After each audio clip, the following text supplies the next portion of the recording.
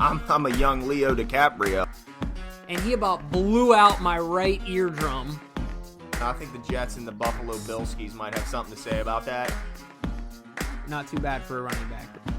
So high, it would hit a seagull, go through 3 clouds before it came down. I'm not even going with the W. It's a W. W. Stop it. Right. Stop it. I'm getting ready to dive out of that window in disappointment. I know it's going to be a good player. Welcome in. I'm Glenn Martin. I'm James Haskell. And this is 410 Sports Talk. It sure is. I'm glad we remember our name. That's really important. We got that right. At least. Yeah, on our last one, we made a big boo-boo, and we forgot to talk about the Terps. We did. And before I forget another thing, we got to talk about our sponsor. And if you guys haven't noticed, I'm on the road. I have this cool virtual background. This is supposed to be M&T Bank Stadium, but I'm actually in San Francisco, so I'm more like in enemy territory. But you know what? We want to bring you the show anyway. There's worse places. You could be in Pittsburgh. Ugh, that would be bad. I wouldn't be caught dead in Pittsburgh. Yeah, that might not be Pittsburgh. Yeah, for real, right? Like, yeah. Who goes there? So anyway, only guys that want to grow big beards and a beer belly, apparently. Oh! Hey, he's throwing now. Watch out. Oh, Watch gosh. out. He's already better than Baker. We know that. He's coming for us. Oh, jeez. All right, so anyway, our sponsor today for this show is our faithful sponsor, Backus Security, 610 Gus Ryan Street in Baltimore, Maryland. They are looking for security professionals in Baltimore City, Baltimore County, Howard County, and Harford County. Anywhere in the Baltimore surrounding area. The great thing about it is that they will give you a same-day interview and potentially a same-day job. So go in and apply, or you can apply to BackusOnline.jobs, and you can put in the reference field not a Backus. That's where you're applying. You can put in 410 Sports Talk and let them know we sent you. So go ahead and do that, and we'd really appreciate it. Go in there and get yourself a good job. But without any further ado, let's move on to who we forgot to talk about in our last show, the Maryland Terps men's basketball team. That's right. They're earning some airtime. Yes. With the way they've been playing this season. And, of course, last night, your number 9 nationally ranked Maryland Terps go into Minnesota, and they pull off a comeback. They pull off a 17-point comeback and win the game 74-73 on a Daryl Morcell last-second 3-point bucket in a game in which they didn't look like they were going to win at any point. I mean, at no point did I think they were going to win the game. Maybe with a few minutes left because they needed help. I mean, when you're down 17 points on the road in the Big Ten against a team that came out like they couldn't miss. Right. So it was a big win, showed a lot of heart. Of course, Daryl Morcell, probably the toughness on our team, one of a couple guys that really is the dog on our team. And so good for him for getting the big shot at the end because he had missed 4 or 5 layups going into that shot. So to pull up and hit that shot in that big time moment, that was awesome. So shout out to the Terps. Big win, number 1 in the Big Ten standings. That's right. I'm really excited to see how things go coming up to NCAA tournament, March Madness right around the corner. I feel like there's these lulls in the year and then they're over before you know it, right? Like the Super Bowl's over and you're kind of like, all right, what's next? Yeah. And then, of course, you have the NBA All-Star break. And then after that, the NBA starts to get heated. And then you have March Madness. And so it's a great time to be a sports fan. Another thing, that, of course, that we got going on that deserves some airtime is the fact that we are 1 month away from opening day, the Baltimore Orioles. Oh, no doubt. But, hey, before we get to them. All right. You got more for the Terps? You're a little jumping ahead now. Oh, geez. Why do I do this? Getting a little ahead of yourself. We still got some stuff to discuss about our Terps. I mean, Fair enough. They are 23-5 now overall, including 15-0 at home, Jimbo. Impressive. 15-0. I mean, the last time they were 15-0 at home was 2002, and I think you remember what happened that season. Yeah. The national champs. That's right. They went on to win the whole darn thing. So, and in the Big Ten, as we mentioned, they are number 1 in the conference with a 13-4 conference record, 2-game lead over Michigan State and Penn State, sitting at 11-6.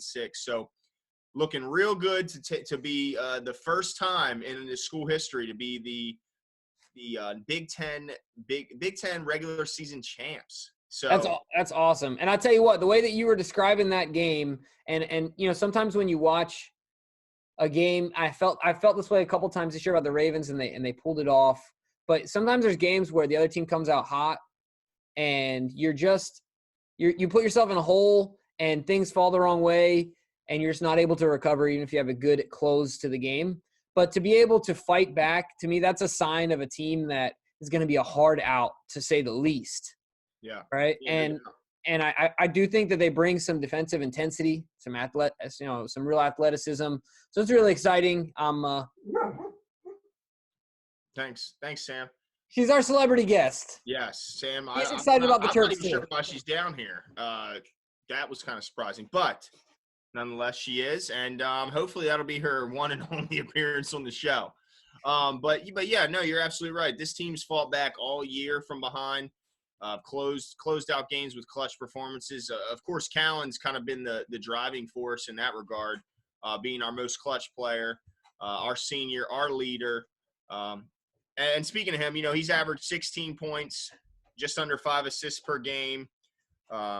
Shooting 80% from the free throw line and just above 33% from deep. So certainly our leader, maybe our best player. I mean, I guess Jalen Smith would probably be the consensus best player.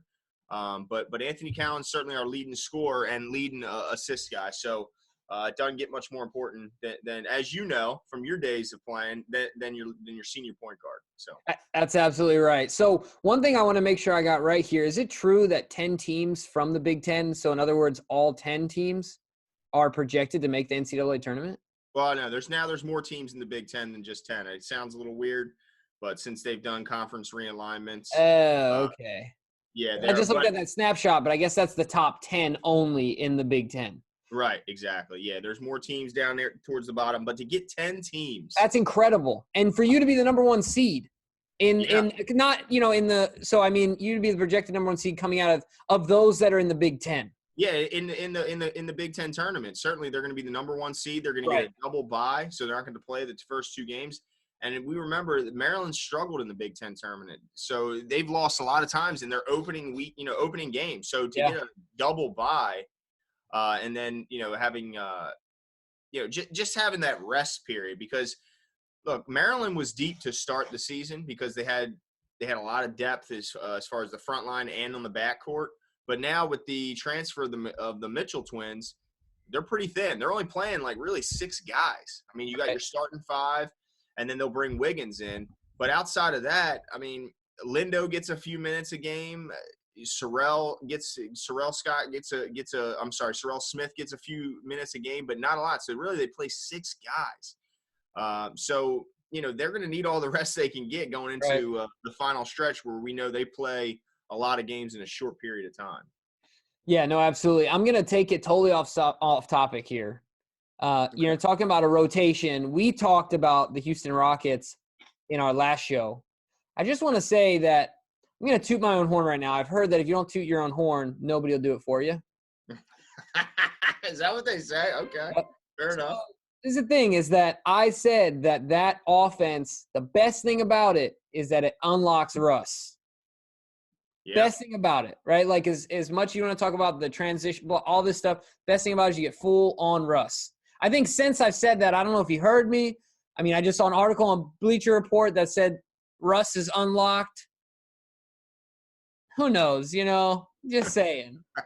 But okay. I think that's pretty awesome. He has been tearing it up. I'm excited to see where they go, and so I'm gaining more confidence in that. How the heck did you go from Terps because Rockets basketball? Because you said you talked about the lineup, like the short lineup, and you know how Dan Antoni goes to that shortened lineup in the playoffs.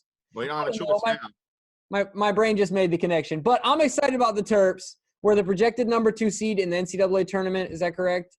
Yes, 1 of 4 projected number 2 seeds in the tournament. Absolutely. And it's just a great time to be a sports fan, period. Whether it's NBA, basketball, NCAA, whatever.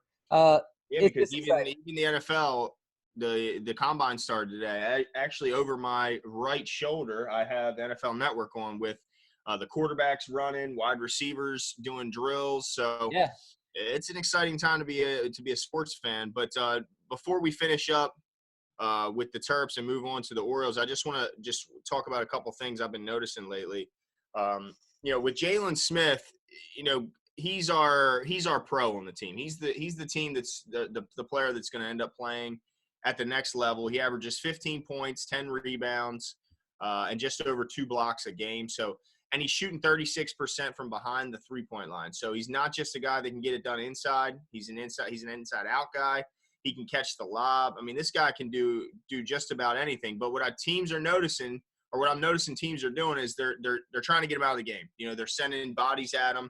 They're trying to attack him, because if they can get him into foul trouble, it forces, as you were mentioning, that small lineup. It forces the Terps to go into a very small lineup, and it just limits them offensively. So the Terps have got to figure out a way to keep Jalen Smith on the floor, because when he's on the floor, we're tough to stop. He's a great rim protector, and it just makes the team offensively and defensively just kind of fit together, just kind of fall into place. When he goes out of the lineup, some guys got to play a little out of place, and it forces them to struggle. So I want to see what Mark Turgeon does, because the last 2 games, they went right at Jalen and gotten him in foul trouble early and gotten him out of the game, and dug us into a big hole. Now, fortunately, we were able to climb out of that against Minnesota, but we weren't able to do so against Ohio State.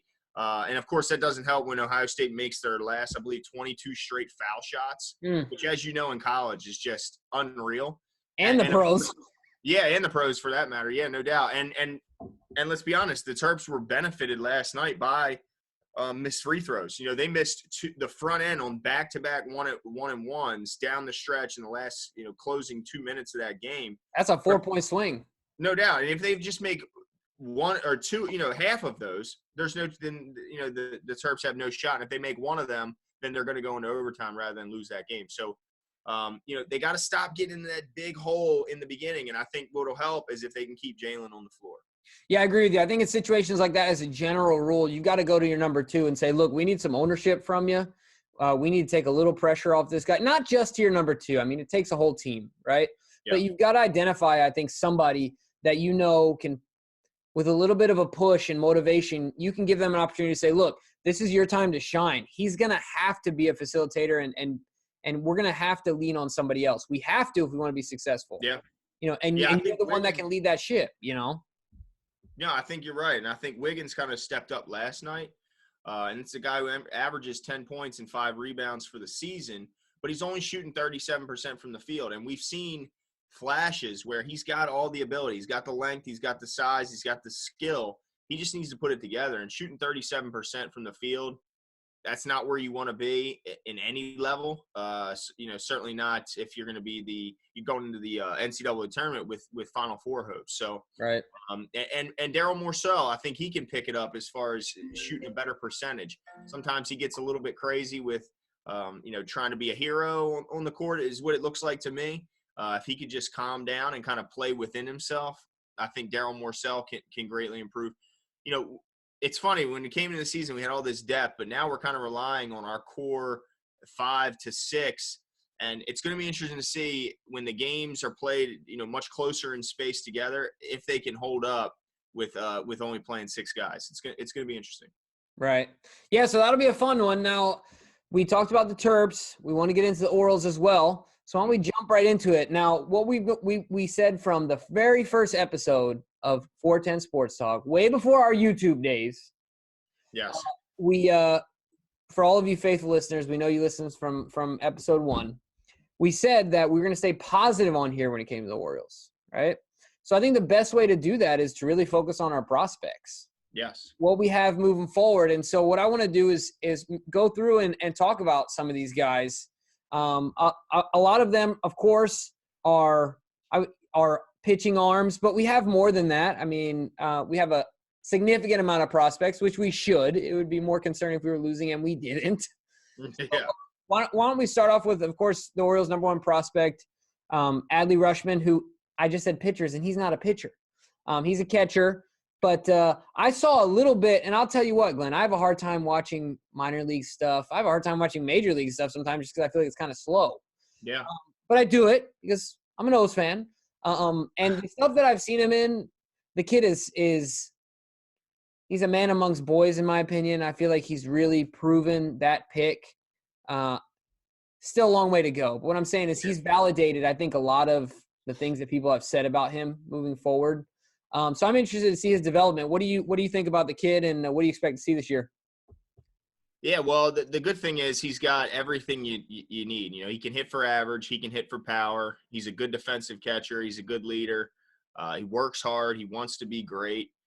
Most people are projecting – they're saying that he's going to be at least an occasional all-star, and at best he can be a perennial all-star and, your best player. So it helps to get that number 1 overall pick if you want to stock your farm system. He looks like the real deal, but he's still pretty good ways away. So let's talk about some other guys that are hopefully a little closer. And I want to start with another position player, and that's Ryan Mountcastle. He's rated by, let's see, I'm on OrioleHangouts.com. And I believe Tony Pentee is the author over there who did a great job at scouting the Orioles farm system. The guy knows the farm system top to bottom. Yeah. And the number 4 prospect on his list is left fielder / first baseman Ryan Mountcastle, a guy that I'm sure most fans are familiar with. He's been around for a couple seasons now. He's only 22 years old. He's at Norfolk. The guy, another type of guy that can really swing the bat. I mean, the question going forward is going to be, where's he going to play? If he's going to be an outfielder, if he's going to be a first baseman.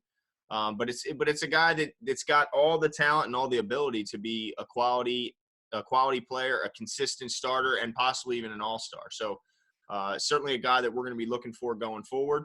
But yeah, why don't you clue us in on a couple pitchers here, Jimbo? We're talking position players. Let's get to some arms. I know. So the guy with the coolest name, the number 2 prospect on this website, Grayson Rodriguez. I think it's pretty awesome. If you want to talk about pitching, I've been nervous about our development of pitchers in the past few years, but with some new coaching coming in, I have fresh optimism. The kid's a big kid. He's young. He's only 19. He's 6'5", solid 220. Pitches with dominance, and just to give you an idea of some of his averages, if you will. So he's holding batters to a 177 batting average. That's really good. I'm happy to see that. And like I said, I mean, he's 19 years old. The kid's got a ton of room to grow, a ton of room to grow. He's got velocity. We'll see where this thing goes. So I did have a question for you, is for those that are novice baseball fans. Yeah. How does it work with these young guys? I think everyone around here remembers how young Manny was when he came up. Yes. But I think it's also important to remember, if I'm not mistaken, that's the exception to the rule, not the standard. Oh, as far as how quickly he moved through the system? Right. Yeah, no doubt. Yeah. So with a guy like Rushman and these young, we're talking about 19-year-olds, 22-year-olds, and things like that. What's the normal – why don't you clue us in on what the normal trajectory is and what we should expect moving forward? Okay, as far as when they're going to be brought up? Yeah, you know what I mean? Like you said, we got Rushman, and he looks good, but are we going to forget about him before we see him? Is it going to be 3-4 years, or what should fans prepare for? Right, yeah. So the good news is he's not a high school guy. So if you're coming out of high school, then you got a lot of work to do in the minors before you're ever going to see the professional level. So I just wanted to – I know that you're going to – I believe the thresholds are going to be 500 at-bats for position players, and I think it's 200 innings for a pitcher at least before you're going to get brought up. Now, you could get brought up in late September call-ups, especially if they're as the Orioles are projected to be pretty much out of it by that point. When the rosters expand, a lot of times they'll bring a young guy up just to see what he's got without giving him too many at-bats or too many pitching appearances to make sure he still has the full amount of time that you can keep him under contract before he's going to become a free agent. I don't have that exact list in front of me. But those are guidelines, right? That's what people should expect. So this year, when everyone's out there where's Rushman? Yeah. Exactly. Yeah, there's going to be times you're going to have to wait because if you bring them up too early, then you end up starting that clock. Every player has a clock, and once it's started, there's no stopping it. And, we've seen plenty of good players leave Baltimore with us really nothing to show for. Manny, I know we were able to trade Manny. We were able to trade Jonathan Scope and get some prospects, but it's hard for a team like the Orioles to hang on to those great players when there's so many bigger markets throwing more money than the Orioles can afford. So they are one of the teams that really have to make sure they take full advantage of all their major league time that they have with a player before he hits that free agency, where we know that the Yankees, the Dodgers, or the Red Sox are going to throw big money at him. Right. Well, we locked up the most important one, Chris Davis. Oh my goodness. I tell you what, though, he was up 5 times. He got on base all 5 times. So hey, you never know. Yeah, man, it's so ridiculous. I mean, I want to be optimistic about that guy because we're paying him so much money, but I just have no confidence in him. And I heard he was considering retirement. Right. I did see that. So essentially he said he's going to give it one more go, right? Like he bulked up, he got back in the weight room, and he's going back to his old swing. I mean, yeah, I guess so. I don't know. I kind of tune him out now when he talks because I've lost a lot of respect for him. I question his work ethic. I question if he can take criticism, if he can take coaching. The guy doesn't seem like he's the hardest worker. Almost, I kind of compare him a little bit to Joe Flacco. You expect your highest paid player to be the first guy there, to last to leave. But every report I've ever heard in spring training is that he's the last guy to arrive and the first to leave, sometimes before the game was even over last spring training. So, hopefully he turns it around, but I've kind of given up hope on him. But that's just me personally. But hey, all it does is take a few long fly balls to get me back on board. So there you go. Well, there's one other prospect from the pitchers that I want to talk about. He is from the same place that you're talking about, Orioles hangout. He's the number 8 overall prospect for the Orioles, but his name is, and I never get it right here. Is it Zach Lowther? Lowther, right? I believe so. Yes. Yeah, Lowther. You know what? Before I get into his stuff, he's one of the guys you see walking on the street and wouldn't think, you know what? He's a major league ball player. He doesn't look the part. Yeah, no doubt. I think that transcend that same idea moves into his game. It's not like he's this big power pitcher. He's throwing in the 89, 90 range. But it seems to me, as far as I've been able to glean from the stuff that I've read and things I've seen from him, is that he's got a lot of stuff, right? So he's got a lot of things he can throw at you. His curveball is highly rated. He's got a nice slider, and his command is really good. And I think that to me, some of those things are really hard to teach, right? Like that's talking about the NFL, like you can't teach accuracy. We know that's not true, but coming in, he's a little older, so he's not 19 like some of these other more raw prospects. He's 23 years old, but he's been dominating the minor leagues, and he's shown some of those skills that not everybody develops when they're just raw talents. Do you know what I mean? Yeah. Now the one concern is that of course his walk rate has increased as he's moved up the ladder. And it could be because batters are laying off pitches. But we'll see what happens. I'm excited to see this kid, and I think that he'll continue to grow. Right now he's holding batters to a 197 batting average. So nothing to shake, nothing to shake off. I think that's really impressive statistics. So this is another kid that I'm excited about. I really like he seems to be really savvy on the mound. Mm-hmm. And really tactical. And I like to watch that because it's not about just throwing fast. Not that there's plenty of those guys, but there's something to be said about being a tactician, Well, I think the important thing when you're looking at pitchers is can they get swings and misses without throwing balls? Right. A lot of people can get, somebody to chase a curveball slider out of the zone and get a swing and a miss. But if you can throw strikes and get swings and misses, that kind of separates you and makes you more of a top of the rotation guy. So that's what I look for is can you throw strikes and still get swings and misses?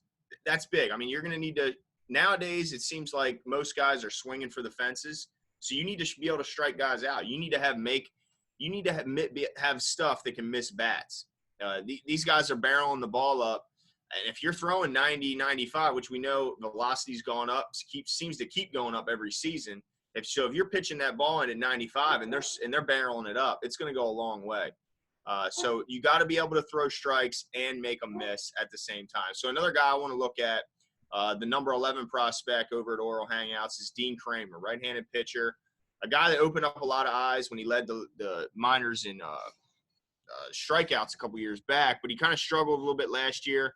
His fastball got away from him, but he's got a lot of talent. He's been around for a while. He's been technically in in professional ball since 2016 when he was with the Dodgers organization before he came over to the Orioles. But it's a guy that he's got all the projectables. He's got all the stuff. His fastball gets up to 93, 94. I think he's a good guy. He's got a nice curveball. He can switch between the two, throw him with some decent accuracy. Obviously, these are young guys. These are guys that are not going to be in the rotation to start the season. But it's just something to look forward to in the future, which is all we have as Orioles fans because, hey, we might have a beautiful park. They're going to try real hard. But, look, let's be honest. They're not going to win a lot of games this year. The best thing about this year is going to be the giveaways so they can get butts in the seats. Yeah, they got to put some good giveaways out there because they struggled to fill the stadium. They struggled to even fill the bottom half, even in good games last year. Even when the Yankees were in town, normally right. The Yankees and Red Sox – I know the Red Sox kind of had a, step back a little bit, but with the Yankees as good as they were, you almost expect at least the bottom is going to be sold out. I went there. It didn't look so good. So hopefully they can get the guys. Was there more blue than orange? It was, Oh. and it was way louder. Their intent, their enthusiasm. It was kind of proud. I was looking around. I'm looking around, and I didn't see any help. I didn't see any fellow Orioles fans standing up. It was kind of a lonely feeling in Oriole Park. It was kind of sad, but look, when you're not good, it's hard to get people to come out and spend money. Look, the kids' days are always going to sell out. The Sunday games, you're likely going to get some good attendance. But those Tuesday nights, Wednesday nights, it's hard to convince people to come out at 7 o'clock on a school night and a work night. Now, to their credit, they've reduced the prices. You're allowed to bring in outside food. So they've made it certainly affordable, but it's just the time. Right. It can be somewhat of a problem. And let's not overshadow the fact that the crime in the city isn't doing them any favors either with putting butts in the seats. Yeah, even if a lot of it's hearsay, That's all it needs to be, though. It's right. all about perception, Right. No, absolutely. It can be dangerous. Well, folks, come on down to the stadium. Yeah, because it is safe. Yeah. It's absolutely safe. There's police. You can't walk 10 feet without seeing 5 police officers. So, but anyway, moving on from that, hopefully we'll see lots of butts in seats this year. Absolutely. So we're really excited for the Terps, of course. We're really excited for the Orioles. We're going to get into some Ravens stuff. But we hope you guys enjoyed this video. Make sure to leave your comments down at the bottom.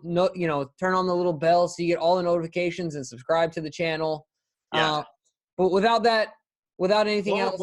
One more quick thing. When you're watching spring training baseball, like you said, It can be boring. It can be hard to judge because you don't know what guys are working on. You don't know if a pitcher's working on one specific pitch, he might get rocked. So it can be kind of hard to judge. You can't go by wins and losses because you don't know who, half the team is AA guys. Half the team, you have very few games where you're going to have your full complement of starters, and those are going to be at the very end of spring training. So when you're watching spring training games, just remember, we don't know what's going on. Don't worry about the score. Just have fun and enjoy the crack of the bat and the sound of the pop of the ball hitting the mitt. There you go. And you can paint a picture. I tell you what, I got to give you that, Glenn. You can paint one heck of a picture. All right. And I'm good looking. Man, oh, my goodness. I am blessed. Very humble, too. That's right. So let's once again, like I mentioned before, I forgot to mention all the other stuff that Glenn just talked about, which is absolutely right. You got to have the right frame of mind when we're talking about the Orioles here, guys. Yes. I'm tired of hearing people say, well, why do the Orioles always suck? All right, just enjoy the ride. We don't always suck, first of all. That's right. It was a few years ago. We were pretty darn good. All right, so chill out, okay? Stop with the hate and enjoy the ride, the ups and downs, just like a relationship. You got to enjoy it all. And in fact, the most memorable parts are usually when it was tough. Or right after it was tough, if you know. Or right after it was tough. Yeah, buddy. So without any further ado, we're going to end this video, and we hope you guys enjoyed it, got something out of it. We're really excited. So make sure to subscribe to the channel, like I said, turn on the notification button, and we're going to keep pumping these things out. We hope you guys like it. Leave some comments and suggestions. Tell us what you think about Glenn's idea on enjoying the Orioles and how to do so. Yeah. And let us know if there's any prospects that we missed out on, too.